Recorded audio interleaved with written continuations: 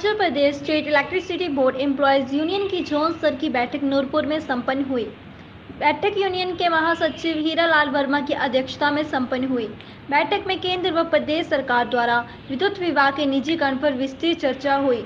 इस अवसर पर यूनियन के महासचिव हीरालाल वर्मा ने कहा कि केंद्र सरकार द्वारा 20 सितंबर को राज्यों को प्रेषित किए गए स्टैंडर्ड बिडिंग डॉक्यूमेंट विद्युत वितरण कंपनियों के संपूर्ण निजीकरण का दस्तावेज है। यह दस्तावेज जारी हो जाने के बाद यदि किसी राज्य को विद्युत वितरण कंपनी का निजीकरण करना है तो ट्रांसफर स्कीम और परिसंपत्तियों का हस्तांतरण होना होता है। रिक्वेस्ट फॉर प्रपोजल जो एक प्रकार से टेंडर डॉक्यूमेंट होता है, बिडिंग की प्रक्रिया और बिडिंग के उपरांत शेयर होल्डर के करार का मसौदा आदि सब बातें केंद्र सरकार द्वारा जारी किए गए बिडिंग डॉक्यूमेंट में बहुत विस्तार से रेडीमेड दे दी गई हैं।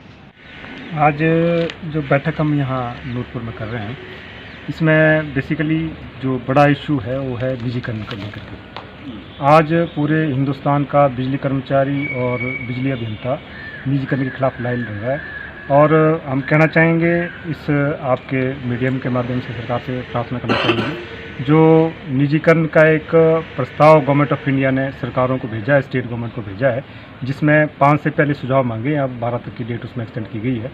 हम मांग करते हैं प्रदेश सरकार से कि उसमें जो उनकी प्रपोज़ल है उसमें अपनी असहमति जताएं और उसका विरोध करें। और हम कहना चाहेंगे कि जो जिन स्टेटों में आपका जो प्लेन राज्य हैं वहाँ, क्योंकि वहाँ जो क्रॉस सब्सिडाइजेशन करके टैरिफ बराबर जैसा है, लेकिन हमारी हिमाचल प्रदेश की जियोग्राफिकल कंडीशन हट करके हैं बाकी स्टेटों से। और दूसरा हम ये भी कहना चाहेंगे कि हमारा स्टेट इलेक्ट्रिसिटी बोर्ड पिछले लगातार 3 सालों से प्रॉफिट में है और हम सस्ती दरों पे प्रदेश के जो बिजली उपभोक्ता हैं उनको बिजली दे रहे हैं। इस करके जो हमारा स्टेट है, जो गवर्नमेंट ऑफ इंडिया की मुहिम है प्राइवेटाइजेशन की, उसमें उसको एग्जम्प्ट किया जाए। मैं मीडिया के माध्यम से प्रदेश के कंज्यूमर को कहना चाहूँगा, जो प्राइवेटाइजेशन का अभी प्रपोजल गवर्नमेंट ऑफ इंडिया ने भेजा है, इसमें पहले 2014 से गवर्नमेंट ऑफ इंडिया प्राइवेटाइजेशन के जो बिजली कंपनियाँ हैं उनके प्राइवेटाइजेशन के पीछे पड़ी है और उसके बाद एक 18 का एक्ट लाया, अब एक 20 का एक्ट जो पार्लियामेंट में pending electricity act amendment bill 2020। और इसके बीच में अभी गवर्नमेंट ऑफ इंडिया ने जो मिनिस्ट्री ऑफ पावर है उन्होंने एक डॉक्यूमेंट भेजा है स्टेट गवर्नमेंट को, जिसमें कहा है कि आपका जितने का बिजली कंपनियां उनको आपने उनके इक्विटी जो शेयर है, स्वामित्व जिसको हम बोलते हैं, वो स्वामित्व ही आपने बेचना है। इससे पहले जो प्रपोजल थी वो फ्रेंचाइजी थी, आपने कुछ एरिया प्राइवेटाइज करना है, लेकिन जो latest bid document government of India ने सर्कुलेट किया है उसमें 100% प्राइवेटाइजेशन की बात कर रहे हैं।